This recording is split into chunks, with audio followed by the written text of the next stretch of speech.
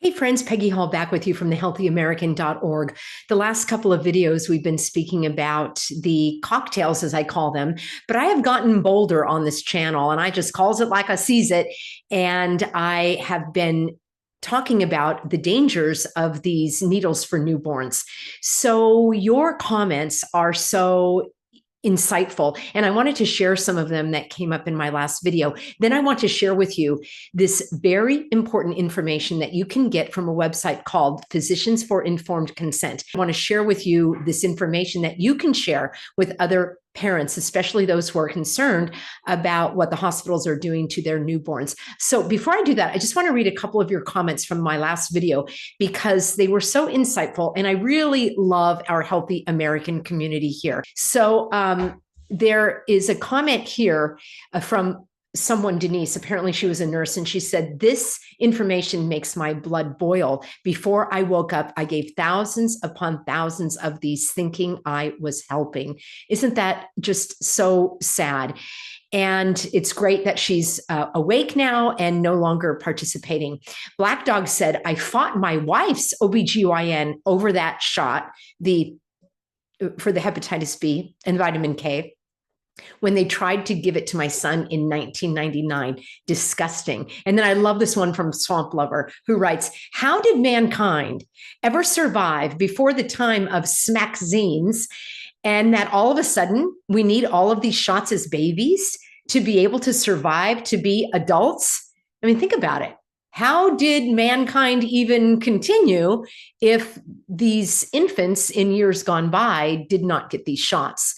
So, there's so many great comments from you. Chris says, look at how healthy the Amish children are, and they get 0 injections and they don't suffer the same childhood rare cancers and rare neurological disorders like, I'll just say, the pin-cushioned children.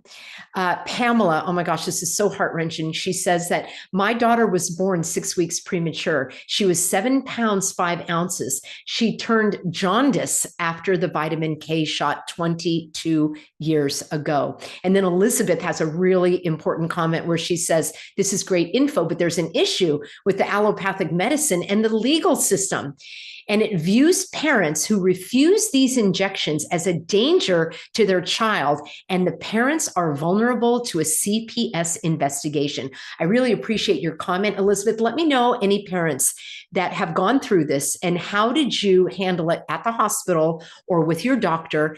There are parents that are creating their birth plans, and they are having these discussions prior to going to the hospital, because then they are doing it in a rational, calm, sober-minded way, and not when it is under a lot of stress.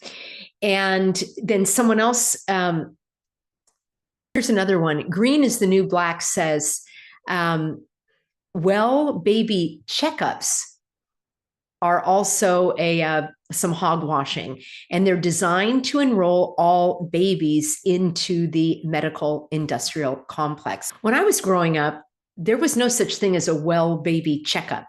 And the same thing for our animals. We never took our animals to the vet unless there was an emergency. And I never went to the doctor as a child. I don't even really remember it, although I did have a mom who was a nurse. So she didn't really believe in going to doctors and all of that. Thank goodness. She was an ER nurse, so she was in trauma care. She did not care for the medical profession by and large. I'll just put it that way. And I know many of you know exactly what I'm talking about. I also have a wonderful young friend who is a mother, and she gave birth at home to a lovely little girl, and they went out to dinner afterwards. It was amazing.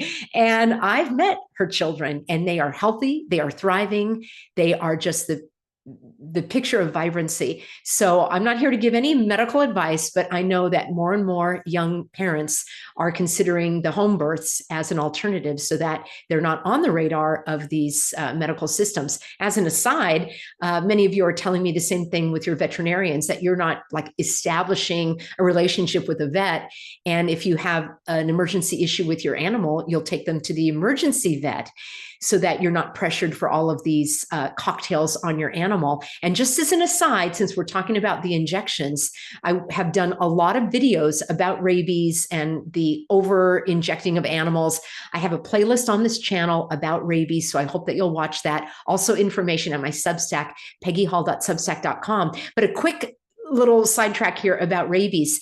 Someone wrote to me and said, Peggy, they wouldn't even see my animal to do a procedure unless he got the rabies vaccine. And then when I asked how long it took for the rabies vaccine to be effective, the vet told me 2 weeks.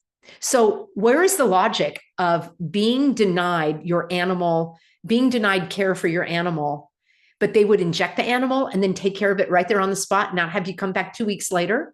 It doesn't make sense. You've got to challenge them on this. All right, here's what I want to do. We are going to go over to the Physicians for Informed Consent. And I want to share with you this incredible information that you can use and share with others. So here we go. Let me share my screen. And we are going to hop on over.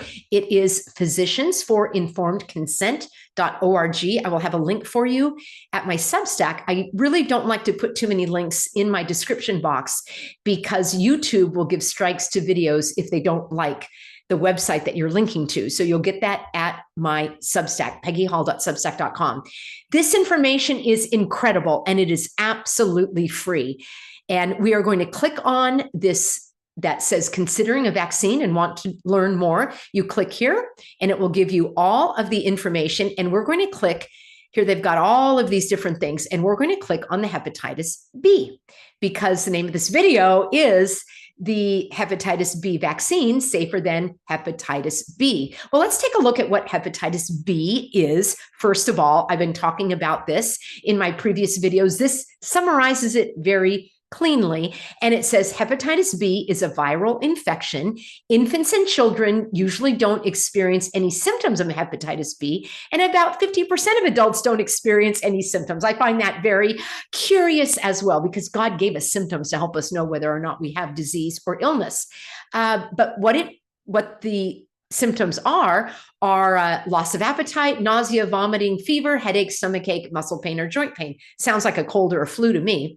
And then this phase can be followed by about 1 to 3 weeks of jaundice and tenderness of the liver. About 85% of new hepatitis infections are benign and are not reported to public health departments. This is very important, most fatal cases of hepatitis B occur later in life, usually after the age of 55, in situations when chronic infections leads to liver cirrhosis or liver cancer. That's what hepatitis B is. That's the risk. And how is it transmitted? It's transmitted through the mixing of bodily fluids with those of an infected individual, usually involving infected blood. In the United States, the most common routes of transmission are sexual contact among heterosexuals with multiple partners or men who have sex with men and injection drug use. I ask you again, how is a newborn baby at risk for getting hepatitis B? It completely defies logic. The virus can be transmitted by being born to an infected mother. I spoke about that in my previous video. Why not just test the mother? And besides, getting injected is not a cure for this disease. So if they're injecting every single baby just to be sure, it doesn't cure them anyway. And it is usually not fatal. So we'll take a look. That's what the disease is. Now we're going to take a look at the risks of the vaccine, and you can draw your own conclusion. I want to finish by saying Hep B is not transmitted by breastfeeding, kissing, hugging, holding hands, coughing, sneezing, or sharing dishes, eating utensils, or drinking glasses. So parents don't have to worry about their child getting infected unless they're having these other risks, which are atrocious, and certainly doesn't even apply to newborns. All right. Prior to 1991, before the widespread use of the Hep B vaccine began, it was a disease of low incidence. New hepatitis B infections occurred in about 1 in 1,700. Now, wait until I show you this data coming up. So Despite widespread use of the Hep B vaccine for more than 25 years, the prevalence of this has remained the same since about 1976. The great majority of the infections occur in people who engage in high-risk sexual behavior or intravenous drug use. Zero risk to a newborn. Living with an infected individual, there might be a small risk there. Live in communities where Hep B infection is unusually prevalent, and that's usually not in normal households. It says that it is higher in communities where they have immigrants. All right. Before widespread use of the Hep B vaccine, annually, less than 1 in 7 million children at normal risk of exposure contracted chronic hepatitis B that led to fatal liver cirrhosis or cancer later in life. So that is what that is. I will leave this for you. What I want to share with you now is their information about the vaccine itself. And the question is it safer than the disease? The disease, yes. Let's talk about this. Common side effects of the vaccine include fever, diarrhea, fatigue, and weakness. A more serious potential side effect is seizure, which may occur in about 1 in 1,300 children. Those are pretty bad numbers there. I wouldn't want to have my child be the one in that 1,300.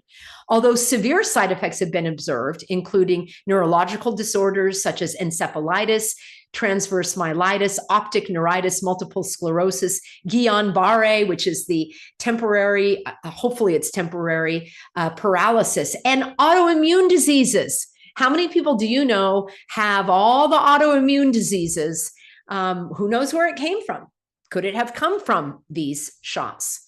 The Institute of Medicine says that the evidence is inadequate to accept or reject a causal relationship between the vaccine and those conditions. For children, the vaccine contains 250 micrograms of aluminum. I think that's the correct, I said it correctly. The amount is 75 times greater than the maximum safe level of aluminum in the bloodstream per day for a 7.3-pound infant. So methods to measure the risks include the surveillance systems, clinical trials, epidemiological studies. You know that I am not in favor of any clinical trials because I don't think children should be tested on, period. I don't believe that God made a mistake. And why should let's say that there are some children that are at risk. Why should everybody be penalized for the 1 out of 7 million? Why should every child be put at risk because of that? That's my real beef, is this sort of common good mentality. No, I don't, I reject that. And then the VAERS reports, you can look that up if you want to. That is the Vaccine Adverse Event Reporting System.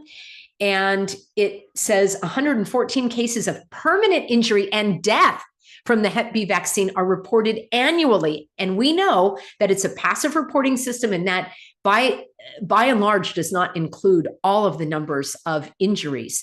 But even that, would you put your child at risk for that when their risk of contracting the fatal disease is 1 in 7 million? And we don't even know if this actually works. So it goes on to talk about the clinical trials, which I am not in favor of. And now their final conclusion states, it has not been proven that the Hep B vaccine is safer than the hepatitis B for children at normal risk of exposure. The vaccine package insert raises questions about safety testing, and it goes on and on. The reason I wanted to share this with you is not to read it line by line, but to show you where you could get this information and share it with new parents or expectant moms here. So here's the education, and you can find out all of their details on all of these illnesses and vaccines. I will have a link for you in my Substack, peggyhall.substack.com. I'm so glad that we're having these conversations. As you know, I'm not one that picks apart every ingredient in these shots. I am more concerned about your right to say no, and you have a right of no consent. The comment I took to heart about parents being told that they would be at risk for the Child Protective Services to come and take their children away.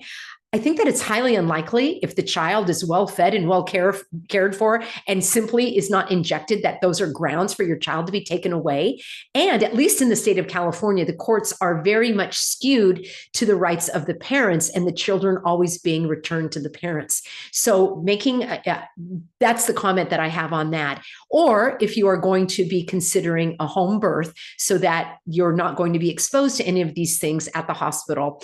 So more and more women are choosing that. It seems to me there's a lot out on social media. There's a lot of information about making those decisions. So if you know of a young woman, a young expectant mom, please share this information with her and her family. Thank you, everybody, for being on board. I really appreciate having you here. A big shout out to the moderators that keep our stream flowing. And I have the best audience on YouTube. It is truly a pleasure for our get-togethers. Hey friends, before you go, be sure to check out my free Substack. Go to peggyhall.substack.com. That is where you can get my written analysis on these videos. It's easy for you to reference, to comment, and to share with others. See you soon.